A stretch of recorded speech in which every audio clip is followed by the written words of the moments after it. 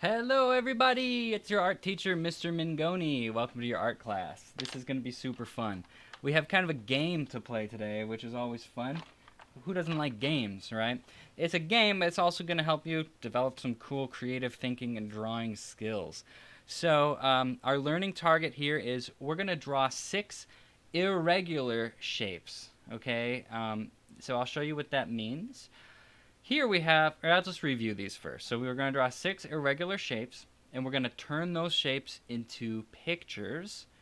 And if you're finished, you'll add more detail to those. So let's talk about what that means. 6 irregular shapes. So, an irregular shape is, sorry, let's start with what is a regular shape. A regular shape is a shape that's the same on both sides.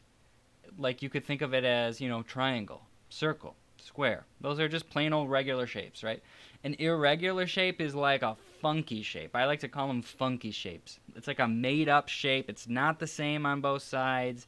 It's all kind of weird because you can make up your own shapes. Those are called irregular shapes. So, like, we got this squiggly shape. This is like a triangle with a little rhino horn.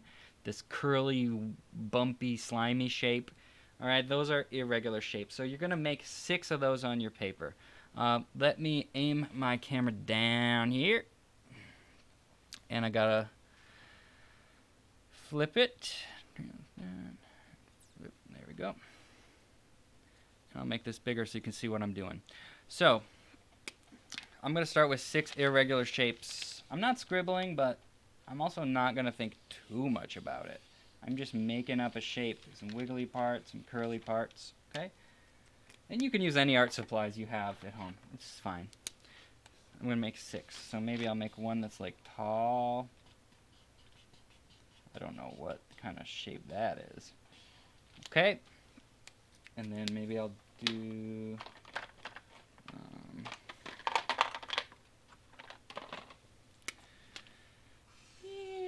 making a weird one here. Okay, and then I'll just start with 3 for now, because I want to get you into the part where you're making your art. So my next thing is to turn those shapes into pictures. How am I going to do that? Well, you all have super creative brains, and you probably are already looking at my shapes saying, that looks like this thing, and this looks like that thing. That's the fun of this, is that it instantly starts getting your creative brain working, and that's what this is all about. So this shape, I see like a bird. So I'm going to give him a little birdie eye, a little beak. Okay. Maybe I should use the same green, I don't know. And little birdie feathers here, and this is like his tail feathers. Okay. So I just made it into an object, pretty simple. I'm going to add more details later. And then this one kind of looks like a castle, right? That's cool. I'll give it a little castle tower. And then I'll add some more details later. And then this one, I think of it like a giraffe. Because giraffes have these like horns and they have that long neck. It's maybe not what their mouth looks like, but that's okay. And you can add to the shapes. You have a weird little body. This is the weirdest giraffe ever. That's okay. You can make weird drawings. It's fine. And then giraffes have this pattern like this. Do you know what that's called? That pattern? Giraffes are reticulated. That's called a reticulated pattern. So now I'm at the point where I'm adding details. All right. After you've drawn your shapes and you've turned them into pictures, go back and add some details. And you can go crazy with the details. Like maybe this giraffe has a cowboy hat because, well, why not, right? And then maybe in his other hand, he's holding a cup of coffee. Okay?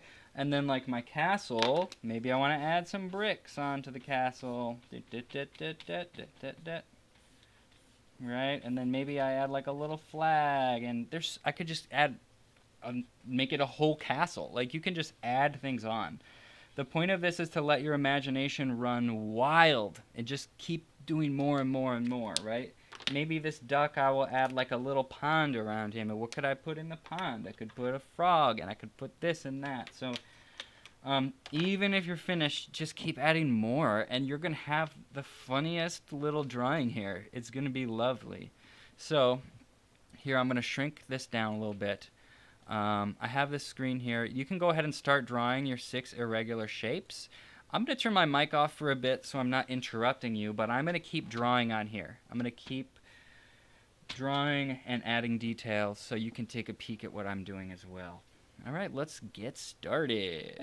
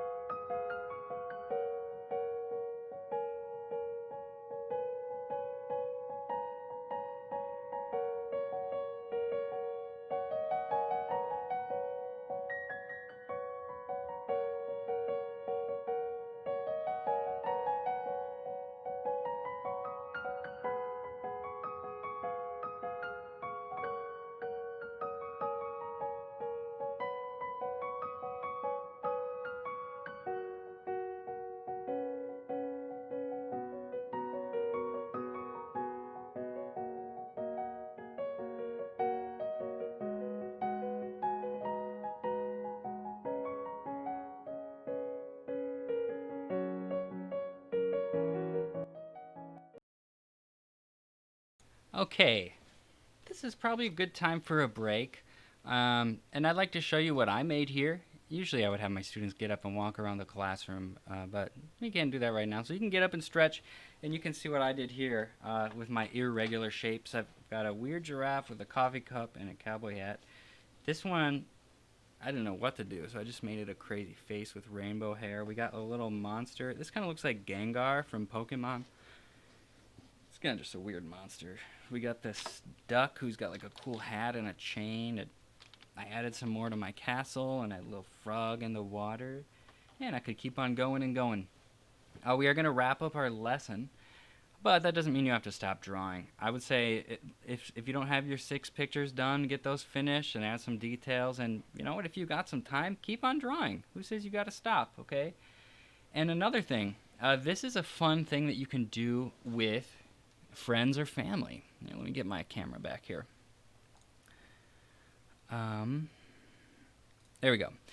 So what makes this kind of a game is that you can do this with your friends or family. Like one person can draw an irregular shape, and then the other person tries to turn it into a picture, right? It's like a fun little game that you can do. So go for it. Try it and play it with the people in your family. It's a good way to connect with people. One reason why we make art is to connect with other people. You make something and somebody else sees it and they like it, and it's a connection, and you've made them happy, and it makes you happy that they like your art. You know, it's a good thing, a good way to connect with people. There's a lot of reasons why we make art, and it's important to think about those things. Like one example would be some of us are just bored, right? We're at home and trying to find stuff to do. It's a good way to fill your time. And you know what? I love video games so much, and I love TV and movies so much. They're great. Honestly, they're great. But they're not always the most productive thing, right? Sometimes it's good to have a hobby that is productive, something that you can do and get better at. So not only is art going to give you something fun to do, but you're going to be getting better and better at something and improving yourself. And that feels good, to be making yourself better and getting better at something. And yeah, it's just good to have those skills. Another really important reason we make art is, sometimes we feel sad or scared or all these different kinds of things. That's normal. We all feel those things. If you feel like that, doesn't mean you're crazy. That's normal. Nobody just feels totally happy all the time. It's part of life, is feeling those emotions. And sometimes when we feel that stuff, we don't know what to do with ourselves, and we want to just sit and be sad. But art is a way to get through that. Like if I feel sad sometimes, even if I don't feel like making art, even if I'm like, that sounds so boring, I just get my notebook and I start drawing anything that comes to mind, even if it's just shapes. And I find that I get into it. I get sucked into it, and I forget why I was so sad in the first place.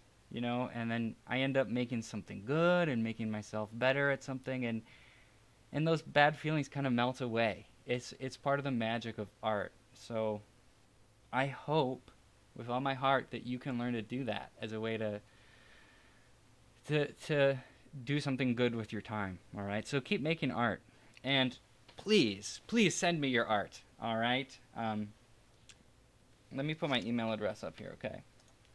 I forgot to put it on the slide, so I'll put it up here.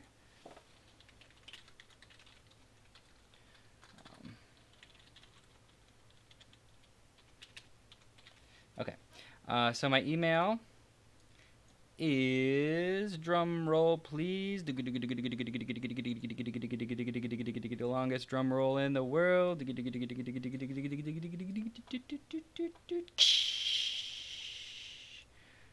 Still can't see it. Okay. Super smooth, Mr. Mangoni. Okay, sorry about this, folks.